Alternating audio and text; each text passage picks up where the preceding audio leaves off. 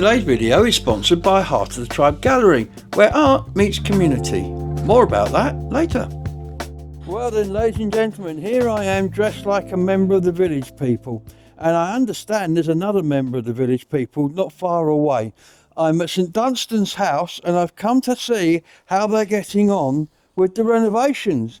And who better to show us around than the ever wonderful, overworked and underpaid Conor, our town clerk. How you doing, Conor? Very well, thank you, Gabriel. How are you doing? Brilliant, and thank you so much for showing us around here today. You are very welcome. It's exciting. I mean, you can see from the outside, lots has gone on. A massive amount. A massive amount. Yeah. So I guess you lead on, we'll follow. Yeah, well, we've been starting the works from the top down. Yeah. So we've started with the roof. Yeah. Repairing, pretty much replacing, unfortunately, the roof. Yeah. Providing a habitat for bats within the roof as per what the ecology report required. So we're pretty well through with that. We've been covering up the roof as the tiles were taken off, working on it during the day when it's been fair, and then covering it back up. And that's just seemed to be going well. Brilliant. In terms of our works outside, you'll see there's a lot of scaffolding here. That's for this balcony. So we've been in discussions with conservation for months and months about this balcony. And it has been a bit of a to and fro between what conservation would like, because it's a historic listed building, and what is actually possible with us delivering this project. So discussions are ongoing. But there is going to be a usable balcony on the side of this building when it opens. So we're about to go inside now, are we? Absolutely. So in we go.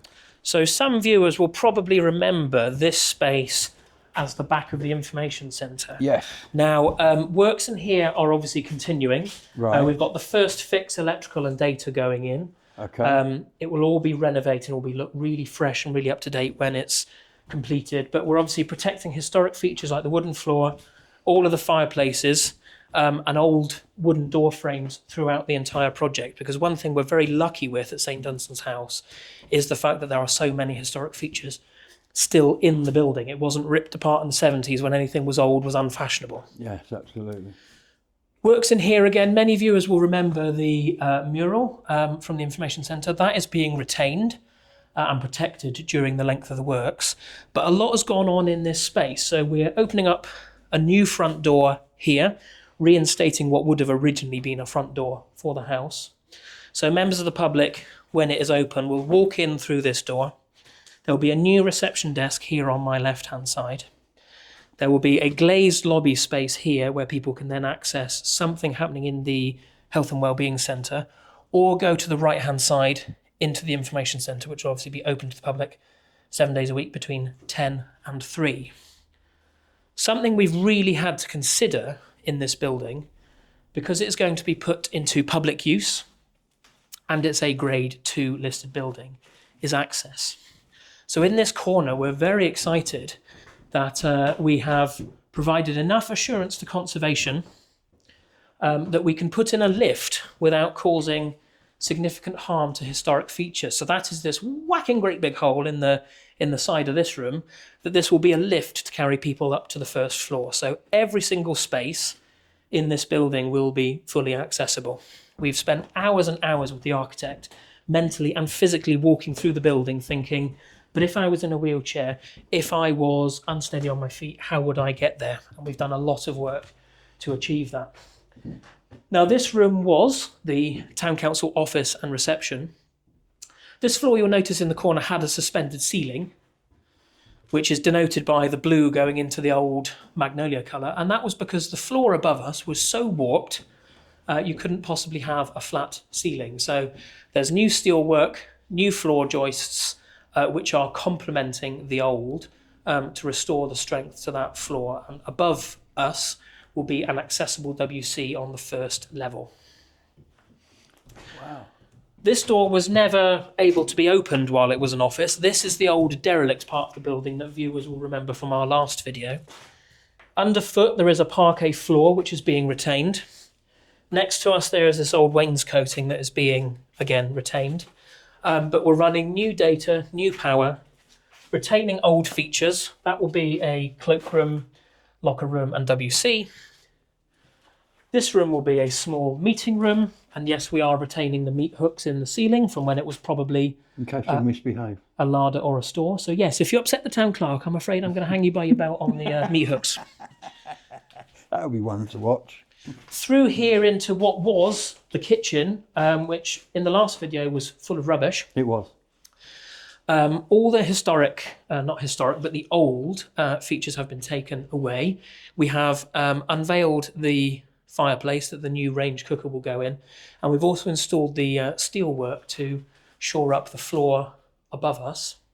And this will go back to being a domestic kitchen, predominantly for healthy cooking classes, low-cost cooking classes, and small-scale catering for events happening in the building. That's a cracking range they've got, isn't it, over that fireplace? It's a fantastic fireplace. Ooh. The Aga, which is there, was actually just sort of lying in front of it, and that was all bricked up. So we've actually unveiled that, and we've given us a bit more space. To put an Aga back in there, maybe? A range cooker, not quite an Aga. Okay. So this room through here, which at the moment looks very dark because we are covered in scaffolding, but it's got a lovely vaulted ceiling and an original flagstone floor. This is going to be another flexible multi-use space once it's renovated here in St Dunstans house. Then through this door, we've got a new extension, which we'll show you in a moment. It's going to have a glass roof and access to a changing places toilet, which is part of the national scheme of changing places toilet for people who have additional needs. So as we couldn't get that door open, we've walked round and we've come round now to the back or the other side of that door. We're at the rear of the building. It's probably a good idea because it helps us show you where you are. This is the door that Conor couldn't open just now, and we're on the other side of it. And across here is what, Conor? Well, directly in front of us here is going to be the changing places facility. Okay. So this will be the toilet with additional facilities such as hoist, etc., for people with additional needs. Okay. So we're maintaining that corridor the whole way through the back of St Dunstan's house by separating off the kitchen and that new multi-use room with a really nice new glazed and aluminium screens to create a corridor right through. So if you need to access this, you're not interrupting anything that's happening in the building. This bit that we're stood in, so this rear section will have a metal standing seam roof, which is the same as the atrium, but this section is actually going to have a glazed roof. So this is going to be a really nice space to connect St Dunstan's garden to the garden at the back of the atrium, which will literally be right outside this door here, and into the spaces in St Dunstan's house as well. So that's the plan for this space. Wow. So this is the new extension, which is currently being... How easy was it to do that? Because I know they don't like you changing the buildings much, and yet you've had to change doors and build stuff. I mean, did that go through fairly easily? So it's a very interesting process. If I'm going to behave myself, sometimes you receive mixed messages. But generally, conservation are keen that if it is old and original, you keep it. But if you are supplementing that, actually you make it quite visually distinct. So for instance, here, you'll have this historic rubble construction for the back of St Dunstan's house, but this new extension is going to have a glazed roof and a standing seam metal roof. Now neither of those match those slate tiles, but that's because you're not trying to recreate something old, you're adding something new to what is to something that's already old. So we're facing this extension in blue lias. Now again you would say, well, that doesn't match, you've got red brick and you've got rubble, you've got no blue lias. But because it's an extension and it fits in with the context of the works happening at Glastonbury Abbey, which is just over the wall behind us. So actually this will be a really nice... In fact, you can see their new entrance room that they're...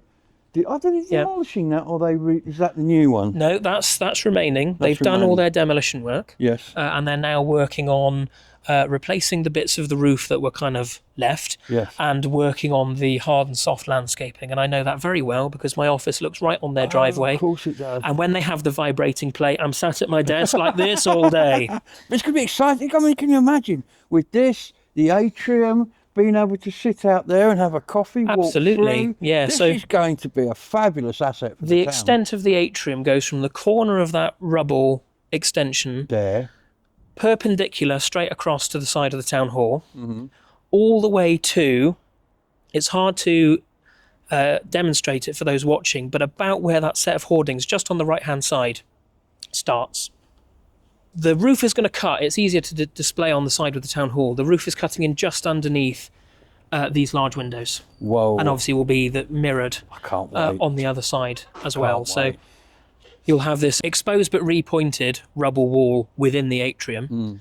And this whole space will be enclosed in a glazed curtain walling, and then a new standing seam metal roof with a glazed spine down the middle. Gotcha. And this wall on the right hand side, I'm very happy to say, will be a mural. It's full 15 metre length, 2 metre height, 30 square metres, will be a new mural. So Fantastic. watch out for more information about that. That's gonna It's be good. already with Kim von Coles, and she's helping us sort that. So that's a very exciting bit of news. If Kim's involved, it'll be exciting and it will happen. Good news. Yes. Excellent. So you wanted to show us something around the front. Shall we take a wander down Yes, there? we've done a lot of work around the front. Obviously, we're creating the new front door, Yeah.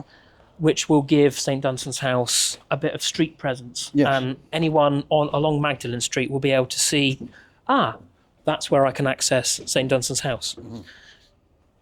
We've also, we're going to be installing a new set of steps, again, for people on Magdalen Street to directly access St Dunstan's House, because one of the things we found before, even when the information centre was inside the building, it didn't have much of a street presence, and if you were just on the street, it was hard to see, how do I actually get in? And we obviously wanted this to be an accessible and friendly building.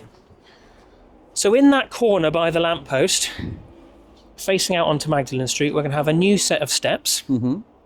Unfortunately, we couldn't have a set of steps directly opposite the new front door we saw inside, because BT have very kindly installed some comms Green cabinets boxes, yes. right outside. Yeah. So despite the fact it's a lovely symmetrical Georgian building, I is, can't isn't it? have steps right in the middle. But like many challenges with this project, we're working around it to make sure that we can deliver it for local people.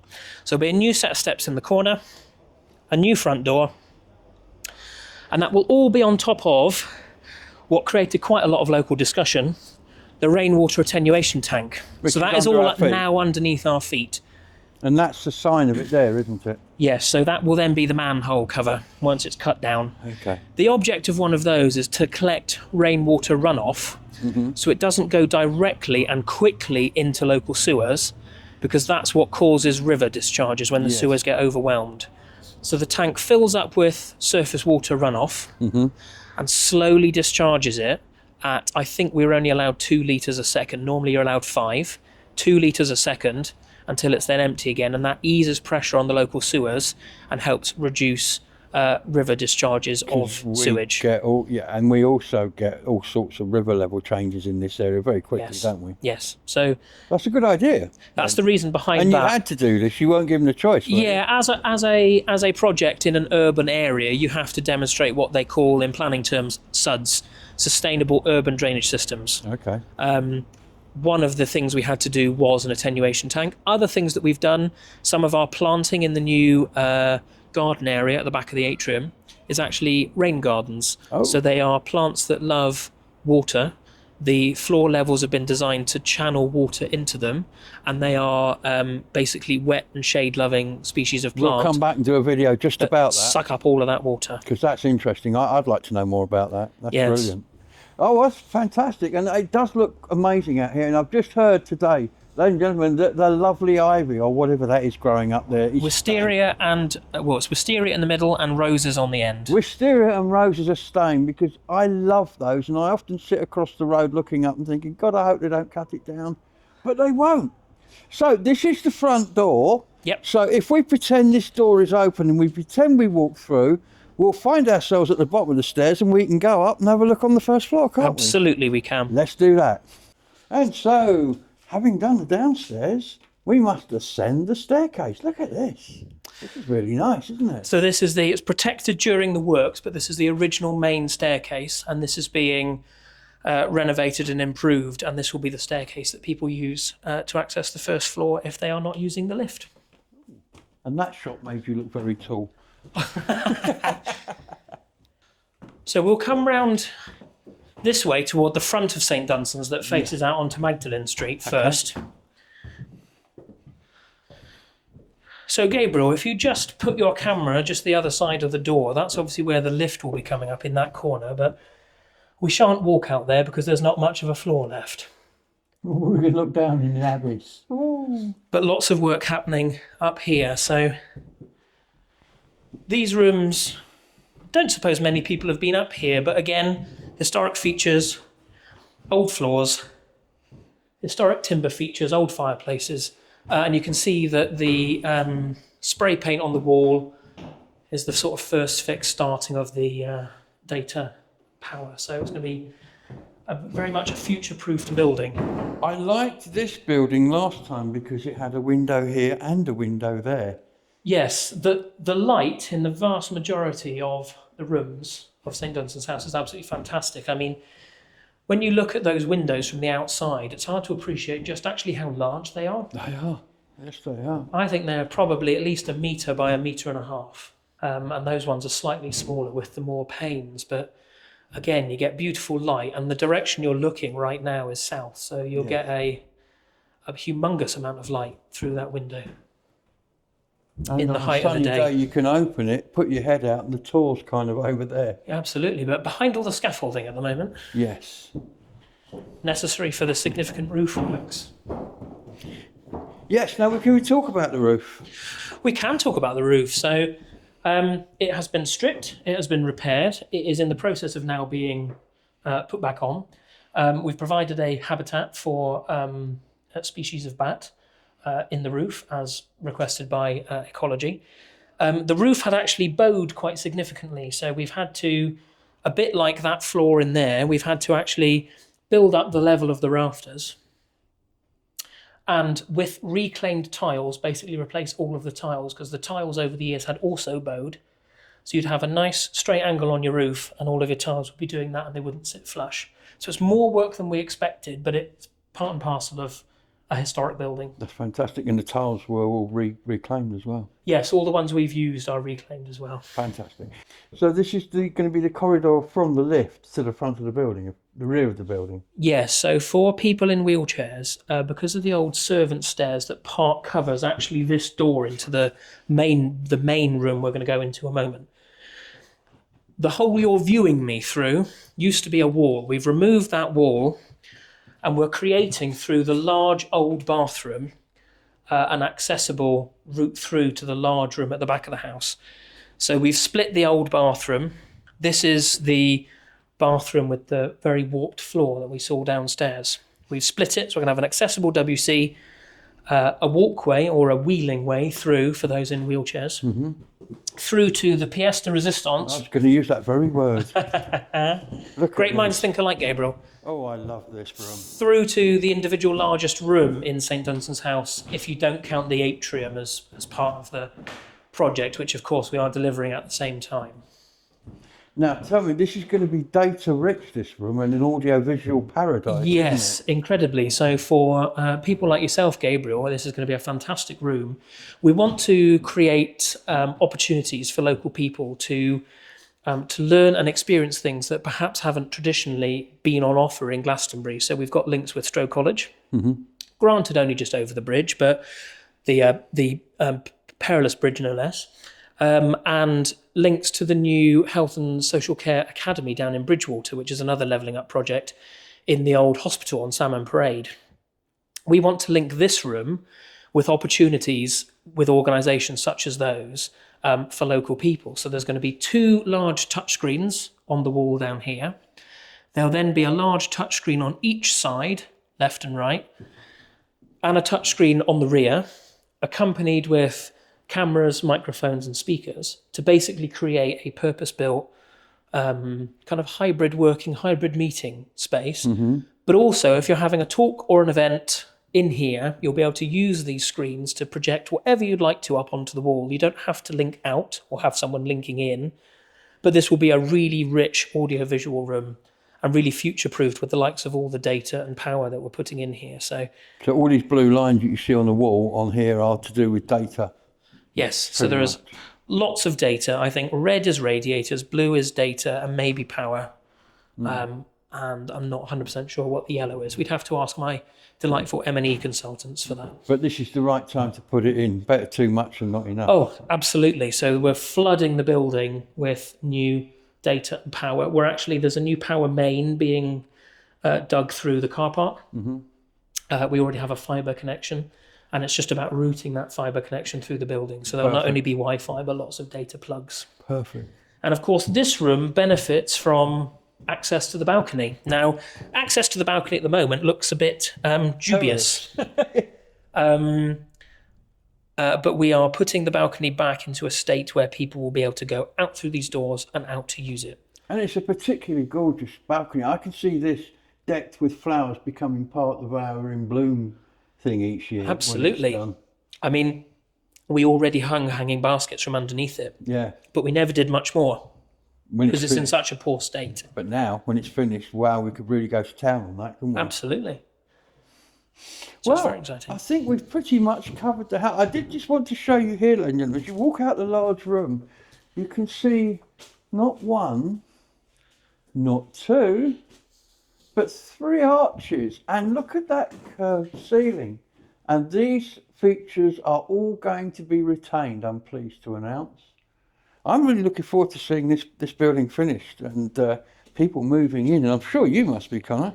Yes, incredibly excited. I mean, with help from the West Mendip Primary Care Network, we actually I've got project managers for project managers, but I've got a person who is dedicated. Part of their role is actually starting up new health and wellbeing initiatives here in West Mendip, which is Glastonbury, Wellsden Street, with the view that actually these initiatives and activities that will be led by the needs of our local population will be delivered from this facility. So what we are aiming for is that on day one, there is a full programme already scheduled to be happening, and local people can come in and benefit from this building from day one. And who would, because the work doing in here, I mean, I know this is more complicated than just building a building from scratch. Yeah. So who are the people you've got working, the company doing the building? Because they're doing a lovely job in here. Yeah, so, I mean, building sites are always a bit messy, but they will come good in the end. We've got local contractors, Melhuish and Saunders are the main contractor. There are a number of subcontractors underneath them that are doing, obviously, specialist jobs. And our design team are all based locally within a certain radius as well. We couldn't source all the expertise and all the labour we needed only from Glastonbury, but we have kept quite a narrow radius around Glastonbury. So we are spending the money for this project locally. But as Melhuish and Saunders, based here in Glastonbury, are the main contractors. And yes, we're very happy with their progress so far. And we're very much looking forward to seeing the building come back together. Well, thank you very much for showing me around. It's been an eye-opener, and I'm sure people watching this will be more than happy to see that this is actually going rather well. You expect this to complete when? In the summer of next year, 2025. And that's on target? Yes. There you go. Summer 25 next year, there'll be people in here who haven't had facilities before who will then have facilities. So there you go. The town deal can work. And we're hopefully going to be showing you some other points around the town where it's also working. But for now, from Conor and from me, thank you for watching. Bye-bye. The Heart of the Tribe Gallery is a community art gallery situated near the top of Glastonbury High Street. They host amazing exhibitions supporting local artists, and they have a beautiful secret garden out the back. So be sure to check them out and support local art.